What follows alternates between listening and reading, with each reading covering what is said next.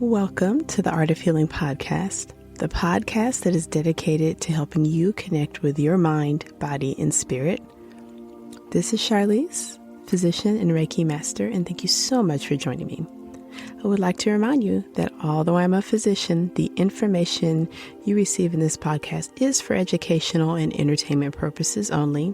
You can find my full disclaimer at my website, www.healingartshealthandwellness.com. If you like what you hear on this podcast, sign up for my weekly newsletter. Check your show notes for more information and for the link to sign up. Thank you.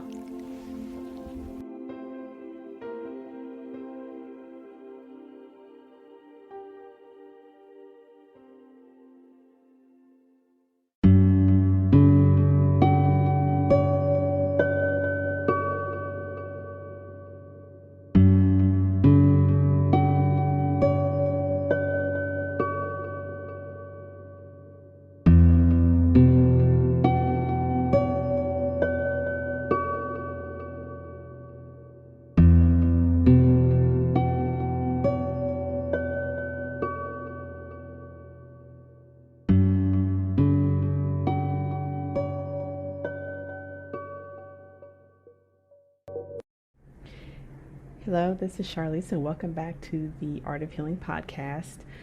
For this podcast, I'm going to give just a preview of things that I'd like to discuss in October on the podcast, as well as my website, healingartshealthandwellness.com. And then I'm also going to start the topic of insomnia. And we're going to start with this podcast with healthy sleep. Insomnia is actually one of my favorite topics to discuss, but when it comes up in the clinic, it's one of the most difficult topics to discuss. So I figure, I got my podcast, I might as well get on my soapbox here and provide some information about some of the basics of sleep, of insomnia. In my next podcast, I am going to get more in depth with some integration of energy medicine and in clinical medicine as far as particular blocks in the energy body or in the chakras that lead to insomnia. This is a topic I actually thought of a couple years ago, and I find that some of these relationships I've noticed actually help in both my Reiki practice and my clinical medical practice. Later this month, I'm going to be discussing major depression, the clinical diagnosis, and making some integration between blocks in the energy body or the chakras and how that creates what we diagnose as major depression. And late this month, I'll be discussing how to strengthen your immune system, your energy body, and your immune system, and understanding how blocks there can weaken your immune system. And then later I'll be giving some previews of my Reiki 1 course that I'll be offering. So thank you so much gratitude for you listening. I hope this is enjoyable. And we'll get started with the topic of insomnia. So when we say insomnia, we're typically saying, can't sleep. And, when I'm in my practice and patients come in, they come in and say, well, I can't sleep. So can't sleep can be broken down into taking a long time to fall asleep, waking up in the middle of the night, or waking up very, very early. It also helps to know if any of those is accompanied with things like falling asleep in the daytime, falling asleep at inappropriate times, like during a conversation or while driving, along with other symptoms. But that's on the clinical side, when someone says they're not sleeping, that's usually information that I'm trying to gather. Normally, our brain functions throughout the day in the wake or the awake mode. Your brain is designed to work in cycles. So in the morning, you're fully awake and in your full functional state. Your sensory organs are fully engaged with sight and hearing, touch, and taste. So everything's operating normally. Your blink reflex works normally. So that's the reflex that if something comes close to your eye, you automatically blink. and you have voluntary control over your motor function. So the motor cortex, which is the part of the brain that operates our muscles, helps us move, you have full conscious control over when you're fully awake. In the awake brain state, your heartbeat is governed by the vagus nerve, which it is in sleep. Your breathing is working automatically, just like it does when you're asleep. However, when you're awake, you can override the rate at which you breathe, which we do all the time by meditating. We slow down our breath. Also, if there's external stimuli that would cause sort of the fear response, your breathing and heart rate will speed up. But all of this does run into sort of default mode in the background when you're awake, where you don't think about it, you don't operate it. Also, when you're in the awake state, your digestive system's ready to work. There's blood flow that goes to your stomach and to your small intestines. And those work on the cycle of when you eat, they start to operate, and otherwise when you're not eating, they go a little bit quiet. So I like to give that description of your brain when you're awake, because when we're talking about insomnia and poor sleep quality, it doesn't just start with when you go to bed. Some of the things that happen to you during the daytime govern what happens to you at night. So before you're actually asleep or unconscious, there's a state of drowsiness, or the drowsy brain. It's when you're drowsy. So in this state, you begin to register the feeling of sleepy. So your blood pressure may begin to start to drop, your heart rate begins to slow down. It's during the drowsy state that your ability to form new memories decreases. So this is important, because if you're drowsy and someone tells you something or you read something, very likely you won't remember it. The electrical activity in your brain begins to change, and if it's tested on an EEG, there's actually measurable changes that happens when you're drowsy. Also, your eye movements will begin to change. So just like your lids feel heavy, there'll be sort of an automatic state that your eyes will go into, that they'll start to move not under your voluntary control. So that's the drowsy brain. So after being in the drowsy state, your brain enters into the next stage of sleep, which is called light sleep, or sometimes known as N2. So this is light sleep. And it's during this stage that the electrical activity in your brain does continue to change. The amount of electricity that's being generated begins to come down. Your eyes will begin to hold still and hold in just one place. And your breathing becomes completely automatic. So now how often you breathe is going to be under the control of your brainstem. So the brainstem's governing and also slowing it down. So when you're awake, you can voluntarily hold your breath. But now, once you enter light sleep, you won't do that. Or if you did, it would wake you up if you held your breath for some reason. So in light sleep, you'll have a strong urge to breathe, and it's driven by the rise in carbon dioxide in your bloodstream. And studies tell us that throughout most of your sleep time, you'll spend that in light sleep or N2.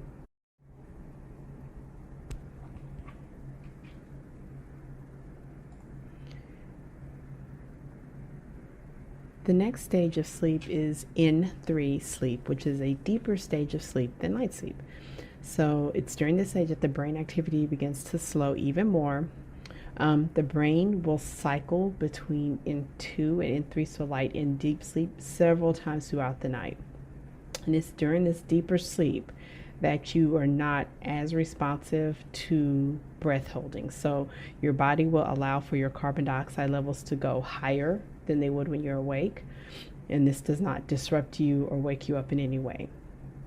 And then the next stage of sleep, which we're all somewhat familiar with, is REM, REM, or rapid eye movement. So this is the most important state that we know of as far as sleep. So it's during REM sleep that your eyes begin to move rapidly, not under your control, back and forth. And it's during REM sleep that we believe many things like dreaming happens. During REM sleep, this is when you now do not have voluntary control over your muscles or your breathing. So you are, in a way, paralyzed. There's a phenomenon that a lot of people have noticed over the years that may have happened to them, in which they feel that they wake up and they can't move, that they're paralyzed. And what's suspected of probably happening is that the person may be becoming conscious during the REM episode, during the REM cycle. And when they become conscious because of the brain doing its normal shutdown mode, they don't have control over their muscles and they perceive that they are paralyzed. So throughout the night, your brain will cycle from the lighter sleep to deep sleep and then down to REM sleep. And the science of sleep tells us that you'll do this several times during the night. But what's interesting about this is, depending on your body's needs, what's going on with your body, it may be during one of these transitions, going from, deep sleep to REM, or coming out of REM sleep, that sleep is likely disrupted. And this may be why some individuals will sense that they wake up at 3 in the morning or wake up at 4 in the morning, sort of that early wake up that's always at the same time. So normal sleep's a fairly complicated thing that your brain needs quite a bit of time to cycle through. Your sleep cycles, as far as when you're going to be sleepy, when it's time to wake up, are governed by several things in your body, but we think most of this will come from the pineal gland and the hypothalamus. So in the brain, there are two glands that are very deep within the brain, very small, and these glands secrete hormones all the time. The pineal gland, which sits very deep in the brain, is very, very small, that we do know some about, but like a lot of things in the human body, we don't know everything. It's where the hormone melatonin is made. Melatonin, which you see sold over the counter, sold in lots of supplements, is actually a hormone that we actually make. And melatonin's going to be secreted or produced actually a small amount all day long. So even when you're awake, you're making teeny tiny amounts of melatonin. But what helps your brain transition from the awake to the sleepy cycle is that the melatonin will begin to climb or to surge the later it gets. One of the triggering events to get the melatonin to start surging is that there's a decrease in the light around you, particularly your optic nerve. That's the nerve that comes from your eye and goes into your brain, is perceiving less light. So that's why the link between light, screens, too much light stimulation can lead to disrupted sleep at night. And that's basically because you'll be suppressing your melatonin production. So the pineal gland starts to make that melatonin, and along with other changes, it gradually cycles you down into sleep. And then when it's time to wake up, so after so many cycles of going from light sleep down to REM, and I believe it's typically about 4 cycles of going all the way up to light sleep and down to REM sleep, a different set of glands, which is going to be the adrenal glands, will start to activate. And what they do is start to make cortisol, which is actually a stress hormone, and will actually begin to surge that in the early mornings, and that preps your body to wake up. And when this happens, your heart rate will start to increase, and your blood pressure will start to go up. And this surge will continue until finally, if you don't have an alarm or anything woke you up, you naturally wake up on your own.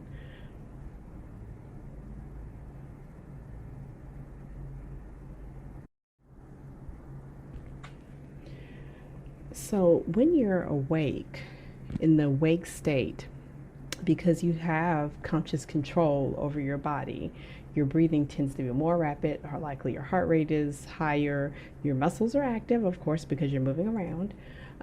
So some of the organs in your body, they work, they can do their job, but they don't work as much. So particularly things like your liver, your kidneys, and your digestive organs, your small and large intestines. So they do work when you're awake, but they've got to compete with your brain, your nervous system, with your lungs as far as blood supply demand. And because of that, those organs don't get to do as much of their job as they can at night. So it's kind of interesting because at night, your kidneys, when they don't have to deal with the demands of the lungs, which are going to require an incredible amount of blood supply, then they're filtering all of your blood and get carbon dioxide out and oxygen in. At night, since respiration is slower, the kidneys actually can turn on and they can start to do their job easier. They can filter out your toxins and everything much easier, which is why when we get up in the mornings, we typically have to urinate. That's a result of your kidneys getting all that time during the night to do their job very well. During the day, when your muscles are working normally, and especially if you go exercise or you're active, they're using oxygen, making carbon dioxide. But depending on how active you are, your muscles may pick up micro trauma or little damages or tiny tears. And interestingly enough, at night, when your muscles can rest and not move and actually cool down as far as temperature, your body's able to repair those little micro tears. Same for your joints. Your body can actually do some repair on your joints if you're allowed adequate time to sleep. So one of the things that people notice or will complain about when they have poor quality sleep and have been doing that for a while, that they have higher levels of pain. Their joints and their muscles hurt more. And in fact, they really do hurt more because the body's not getting a chance to cool off and there's no relaxation. All of these things are just staying up. And even if you're laying in the bed, if you're not sleeping, these important repair processes can't happen. And then most importantly, the brain. There's so much of neuroscience that we don't understand. And understand, this is my perspective as a primary care physician. I'm not a neurologist or a neuroscientist, but we know that at night, if you aren't sleeping and your brain isn't allowed to go into these cycles of REM, of deep rest, and isn't allowed this cooling off, that things like memories, emotions, a lot of these things maybe don't get processed very well. And a lot of the chemistry, a lot of your neurochemistry won't be at an optimal level. So it means that, for several days of this, you may be more prone to anxiety. You are definitely more susceptible to stress. And after so many days to weeks of that, you're more prone to depression.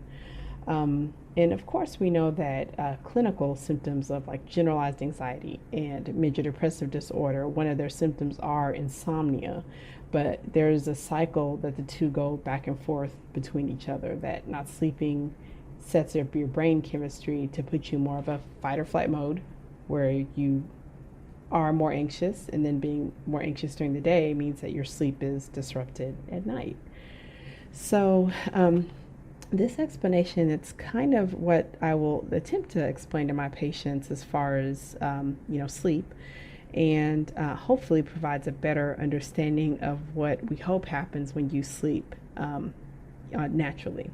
So in the next podcast, I'm going to cover how energy blocks, so blocks in your chakras, cause insomnia. And again, something that I sort of learned on my own a couple of years ago.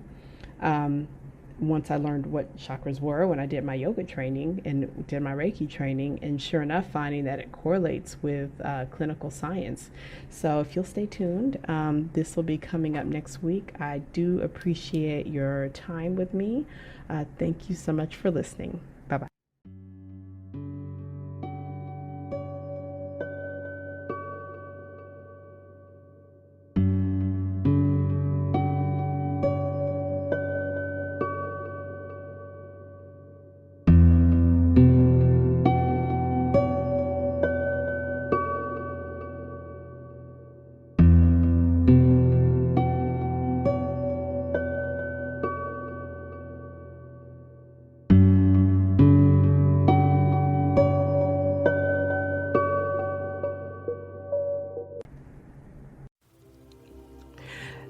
thank you so much for joining me for this episode of the Art of Healing podcast. Once again, this is Charlize.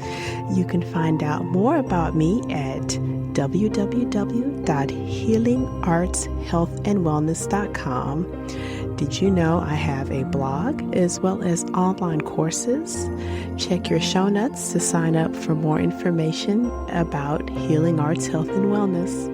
Thank you. Please feel free to share this episode with your friends, family, and loved ones.